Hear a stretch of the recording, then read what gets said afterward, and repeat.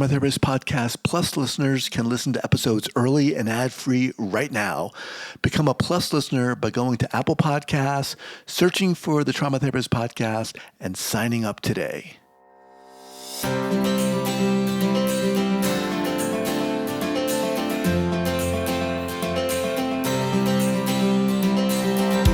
All right, welcome back to the Trauma Therapist Podcast. My name is Guy McPherson. My mission is to help trauma therapists be their incredible selves, to be human, to be real, not just a clinician. I'm a big believer in who we are is more important than what we know.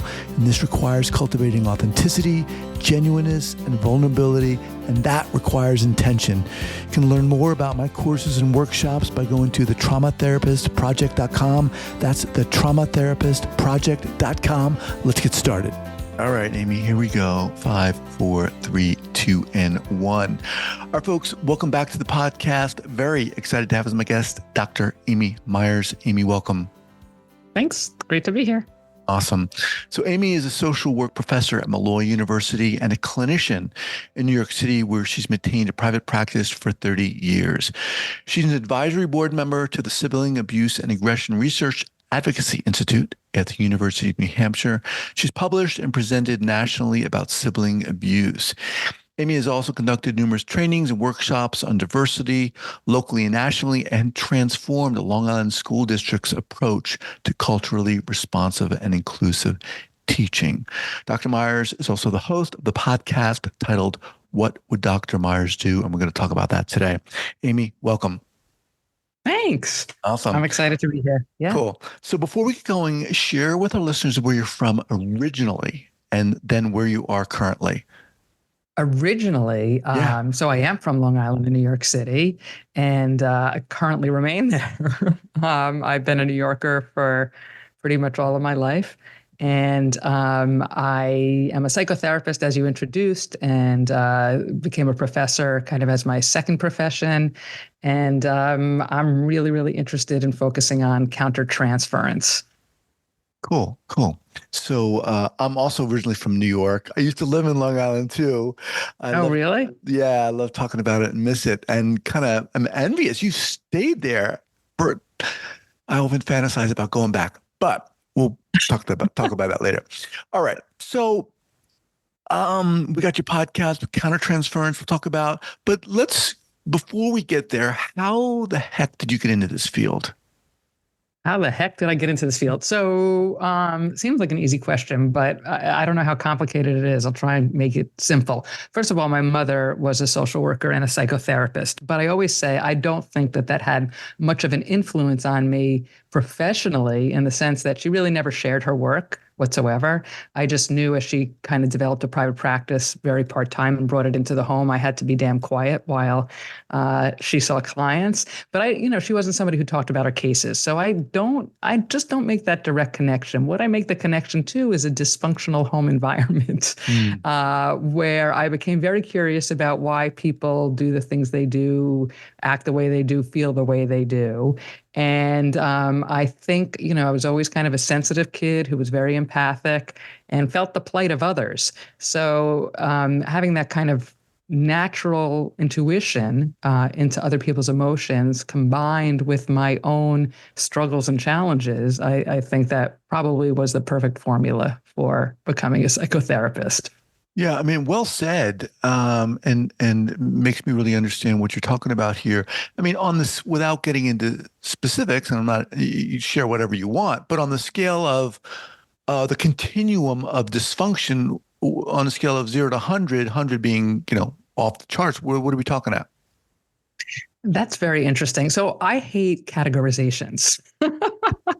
So I appreciate your request for me to quantify my experience, but that's very, very difficult, right? Because people say everybody's, got trauma, I think, on some level.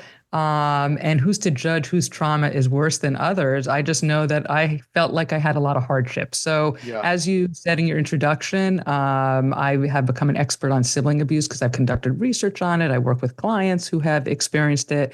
And that was my experience growing up as well. So, it was a traumatic upbringing in sorts.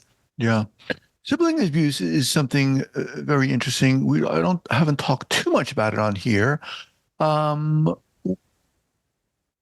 what is it? I mean, I think we hear that and we can, come up with our own definitions and ideas, but how do you define it? How do you talk about it? So it's interesting because when I was embarking on my research and I was telling friends and colleagues that I'm doing a study on sibling abuse, they said, basically, give me a break. Isn't that a dramatization of sibling rivalry? And basically, sibling abuse is really probably defined the same as parent-child abuse, only it occurs between or amongst siblings. Um, but I think what is undermined in our society and culture is how impactful siblings are on our development. And so when one experiences this in the household, not only is one being kind of betrayed or targeted by one's most prolific peer, but also it's kind of a double whammy because the parents, just by the nature of it occurring, are neglectful, right? So it's kind of Mm. that double whammy of impact. And just to kind of define it. So, but by the way, on my podcast, What Would Dr. Meyers Do? There is a series on sibling abuse. So every like 5 episodes or so, I do, informational or have a survivor tell their story. So one can learn much more about that. But I just want to kind of hone in on your question so that people do have an understanding of its seriousness. Sibling rivalry is a normative aspect of development. It helps people develop the ability to negotiate, to manage conflict, to communicate, to cooperate. And usually there is an equal opportunity for advantage or disadvantage between the siblings. Like Hmm. within one argument, it may go back and forth with name calling or pushing or something of that level. Or if one sibling has the power, the next time there's an argument, the other sibling has the power. In sibling abuse, one child is always in the always holds the power and the advantage. And So, excuse me. So we're not just talking about sexual abuse. no, Okay. emotional, Okay. physical, Okay. psychological. Um, yes, and it's sexual abuse that gets the most attention. But actually, my study was on physical and or emotional abuse. And so there's intent to harm. And that's the difference between the key element between sibling abuse and sibling rivalry, right? Like you can cause some harm or injury during rivalry, but the intention to really kind of harm your sibling is not there. When I was reading your bio and it mentioned this that you're an advisory board member to the Sibling Abuse and Aggression Research Advocacy Institute, and I was looking over their website, which says that sibling aggression is the most common form of family violence. It remains hidden and confused with sibling rivalry. I mean, it just sounds so intense.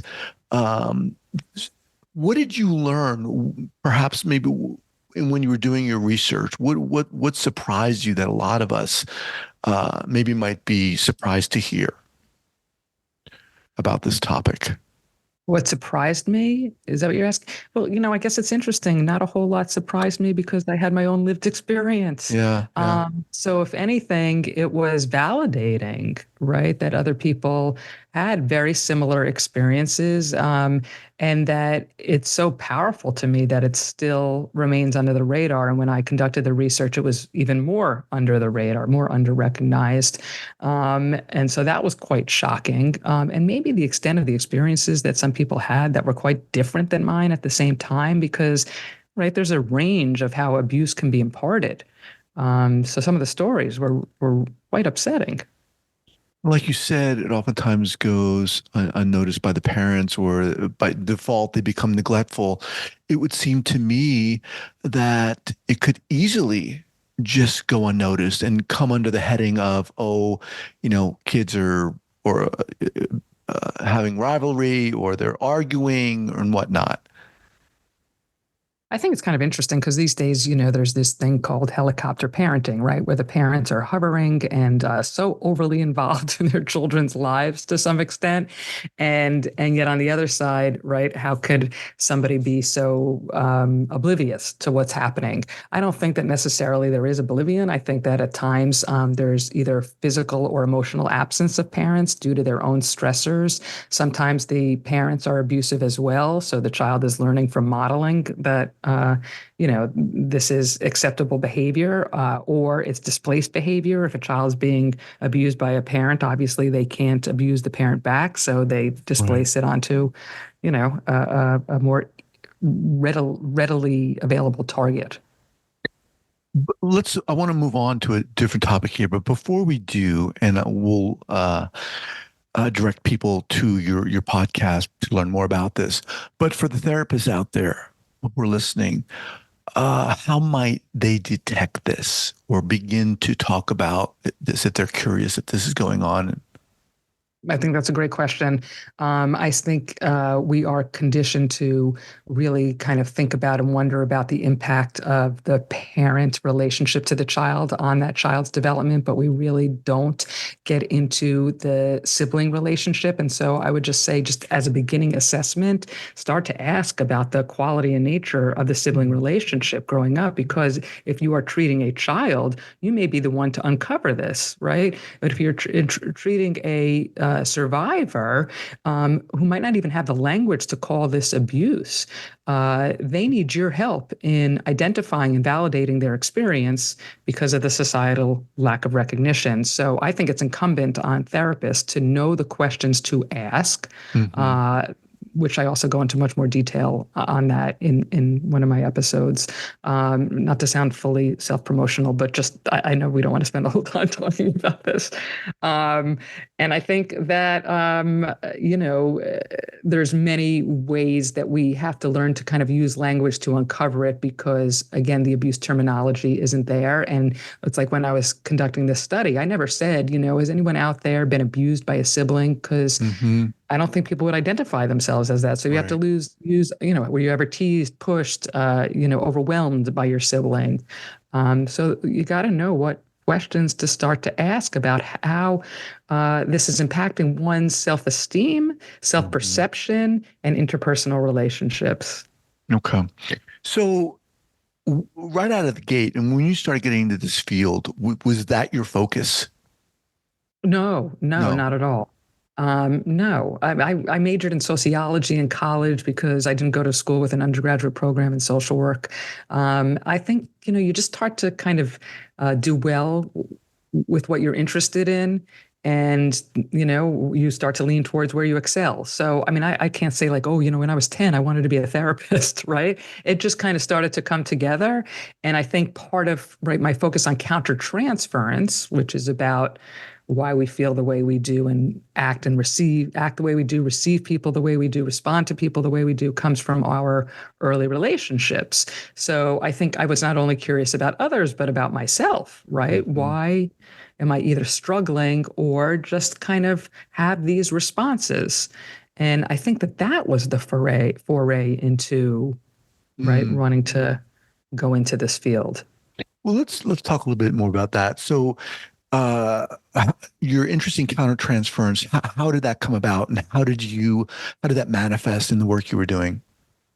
I think when I was going for my training, I guess I learned about it in graduate school, social work school. They teach you about transference and countertransference and the projections that clients make on you and that you potentially will have towards your clients, and how important it is to be aware of that and not lead by that, but understand that and where that's coming from. And I just thought that was fascinating. And then when I went for postgraduate training in psychoanalysis, I mean, that was 50% of the equation. And I always tell my students now, if you go into this field to think that you're just helping others, you're mistaken, right? And not only just help others, because you get the privilege of helping yourself through this process as well, but also focusing on others. You have to, be okay with learning more about yourself, even though some of what you see initially might not feel very good. You got to understand it. Right, right. Now, how was that for you? That invitation, almost demand for that self-exploration and self-examination. What was that like for you? It was complicated.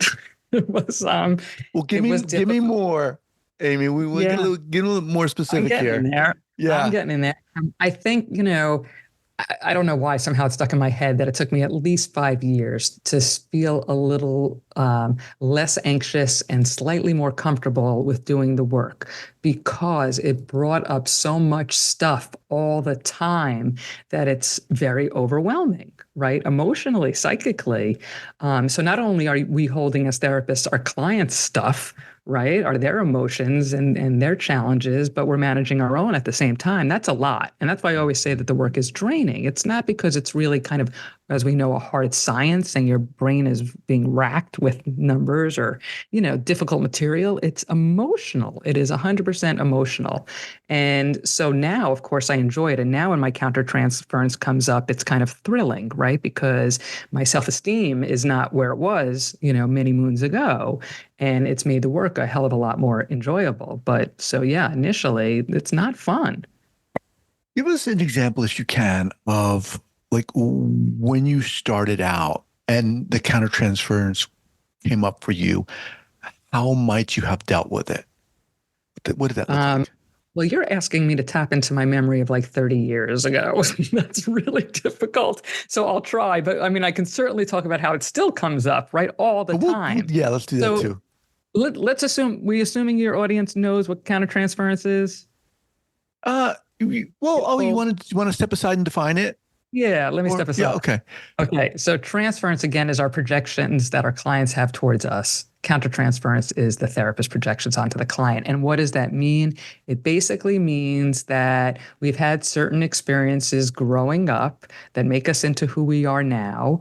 And we have had people respond to us in our lives that have shaped the way that we perceive ourselves and potentially perceive other people. So I like to say that we take in those experiences, we internalize them, right? And then we make them our own. So, for example, if you Hmm. had a really critical mother who, negated a lot of things that you said or negated your physical appearance or your intellect or whatever it might be, you take that in, right? And you say, ooh, I am how my mother perceives me. That is who I am. And then we externalize that. We move through life projecting that onto other people and expecting that they're going to respond to us in the same way.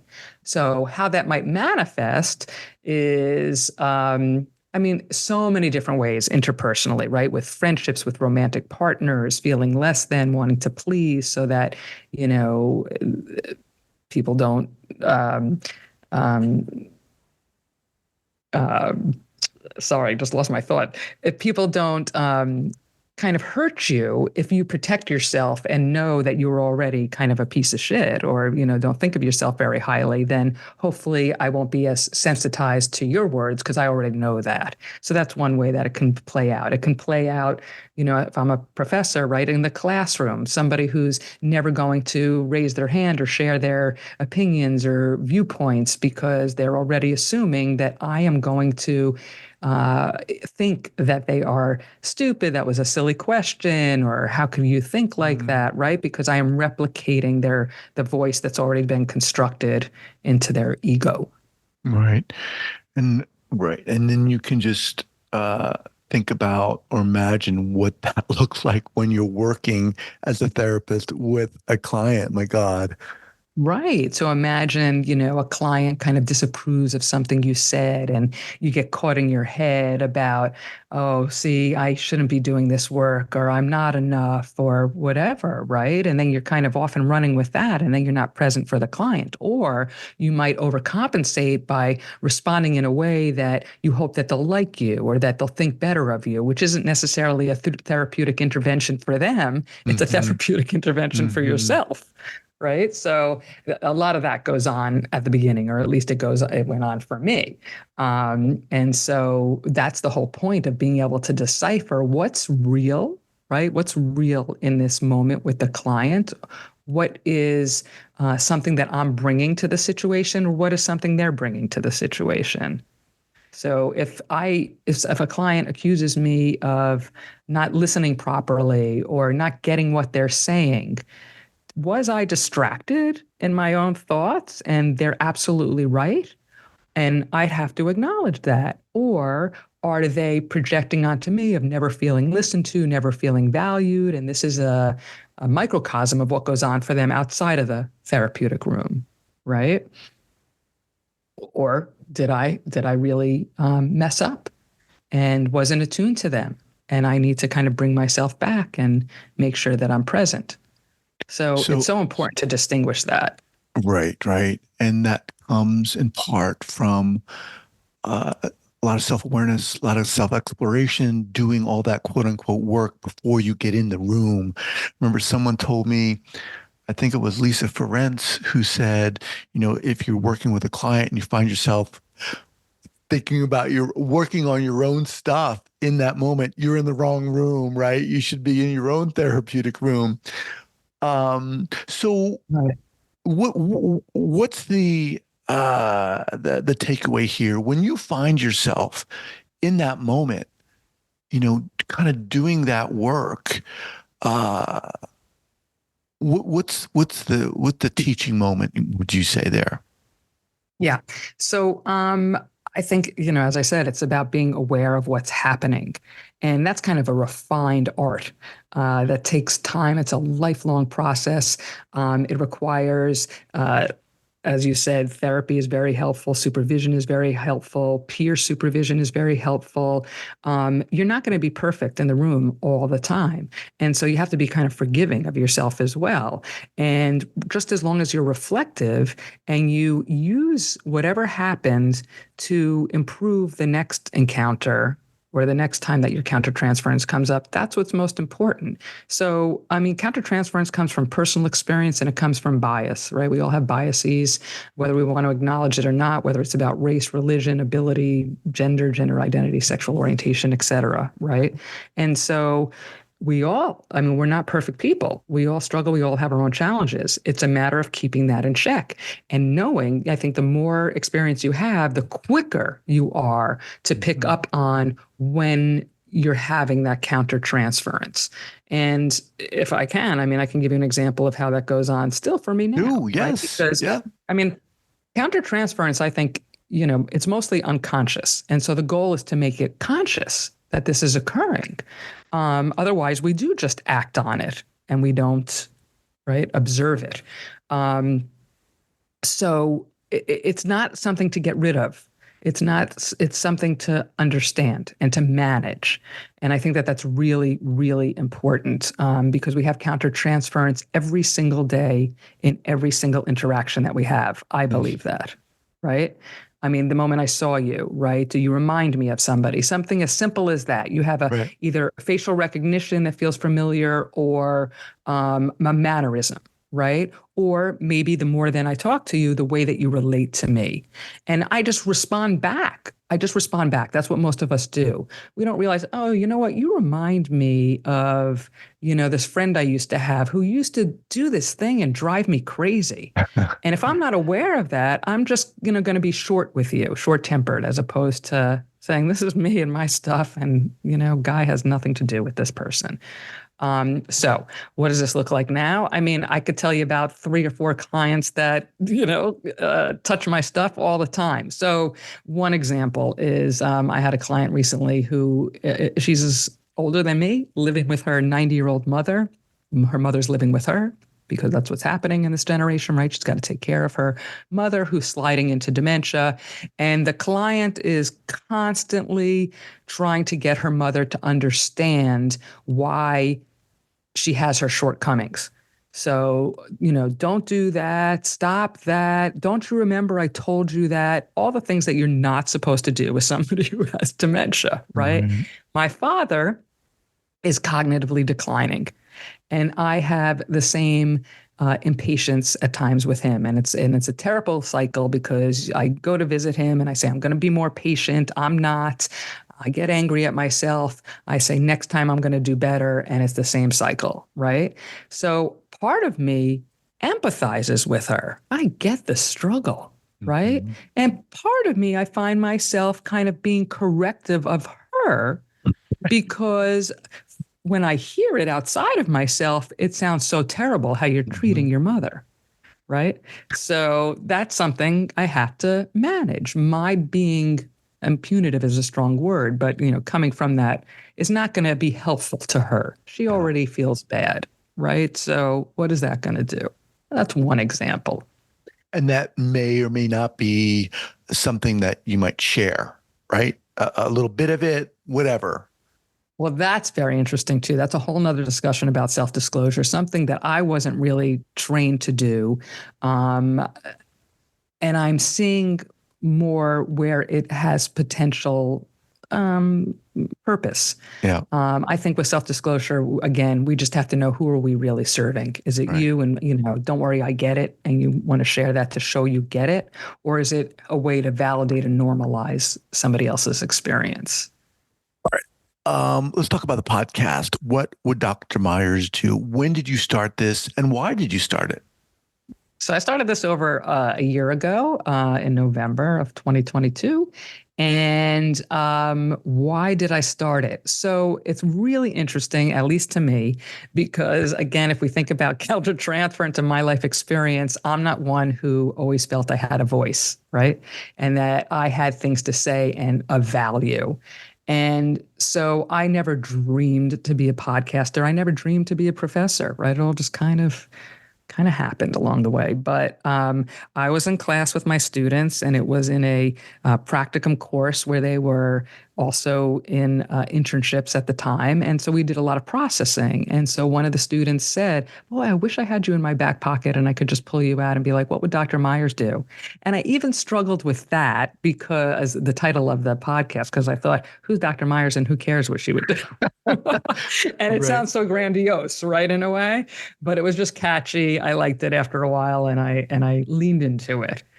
So the podcast started off a lot to be about me talking with my students about what they were experiencing in the field, and it led to conversations about self-disclosure, boundaries, countertransference, and I realized that there was a niche here to be able to talk about what we experience as therapists as we move through working with others, and what comes up for us and the challenges that we have. And it allows people to kind of be that fly on the wall of like, wow, what do therapists really think, right? Because we're not these perfect people.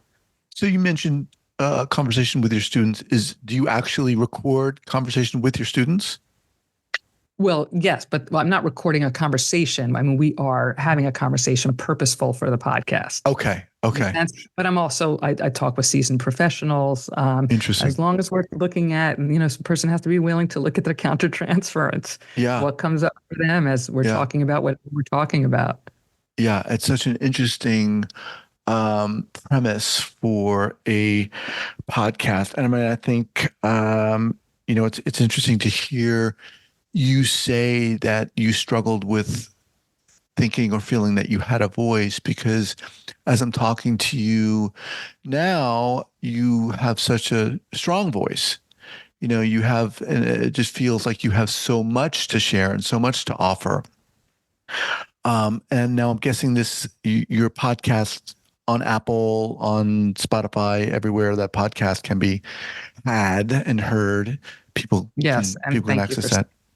Yeah, definitely. We'll link that up here at the show notes page at the traumatherapistpodcast.com.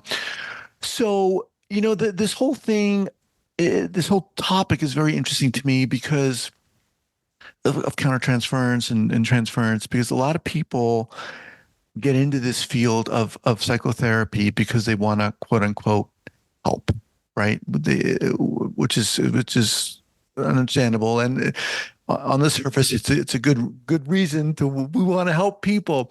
But a lot of people, not everyone, of course, but a lot of people don't realize the degree to which you've got to look at yourself and be willing to wait. I want to help that person. Wait a minute, you're asking me to look at myself? Whoa, that's different. That's hard. Mm-hmm. Mm-hmm. I think people should certainly know that before they go into this field, and maybe that's not emphasized enough. And to me, that's along the lines of mandating anybody who goes for a bachelor in social work or a master's in social work to have therapy. You got to know what it's like to be on the other side of the couch. But we don't mandate that, but I highly recommend it. Oh. All right, Dr. Amy. Awesome having you on here. We'll link again your podcast up. Aside from that, what's the best way for people to get in contact with you? You can email me at drmeyerspod@gmail.com. I'm on Facebook and Instagram if you want to IM me there. Yeah, send me an email. Awesome. Happy to hear from you. Awesome. Well, look, great meeting you. Great talking to you. You're welcome back here anytime. And I appreciate it. Thank you so much. All right. Take care. Yeah.